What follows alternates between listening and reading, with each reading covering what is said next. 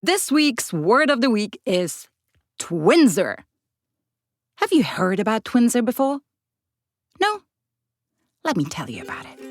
Welcome to the Wipeout Weekly, the daily podcast for beginners, wannabe surfers, and seasoned wipeout enthusiasts.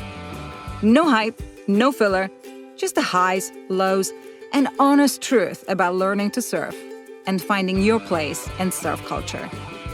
I'm your host, Suze Wilson. Let's go out. I'm sure you've heard of twin fin and thruster fin setups. Twin equals 2 fins, thruster equals 3 fins, all the same size. There's also a tri-fin, but that's more of a 2+1 kind of situation. But have you ever come across a Twinzer? I thought someone made a typo, but apparently not. It's 1988, the year of Die Hard, Coming to America, and a fish called Wanda.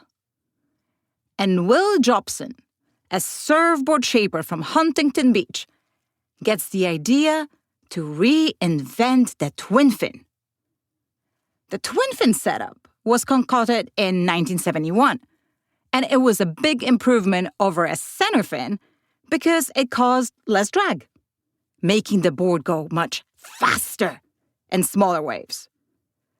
It got effectively killed by the thruster around 1981, the year of Raiders of the Lost Ark and American Werewolf in London.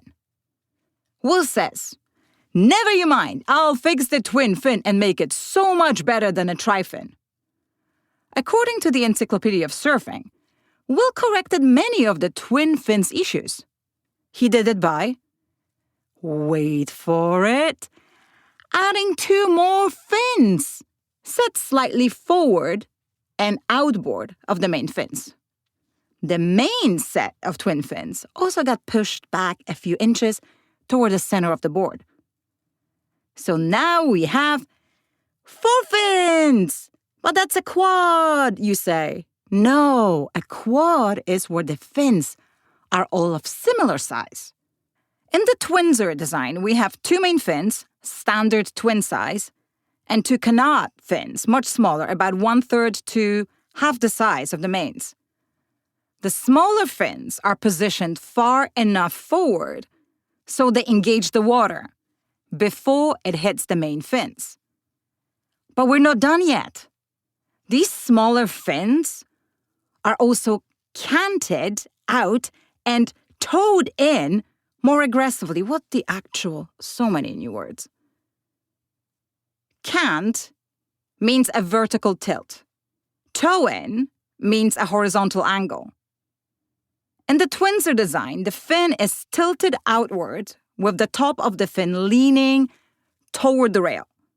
It's also towed in more toward the nose of the board.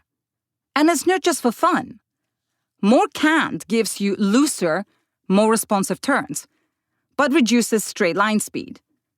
A more aggressive tow-in does pretty much the same. You end up with a board that has more traction than the twin fin, but the same speed and responsiveness. I know what you're thinking. So the only benefit of this redesign is more traction? Yes, but that matters a lot. With more traction, your board sticks to the wave face during turns instead of sliding out. Shapers are a bit obsessed with tweaking traction to control speed and looseness for the conditions and riding style they want to achieve.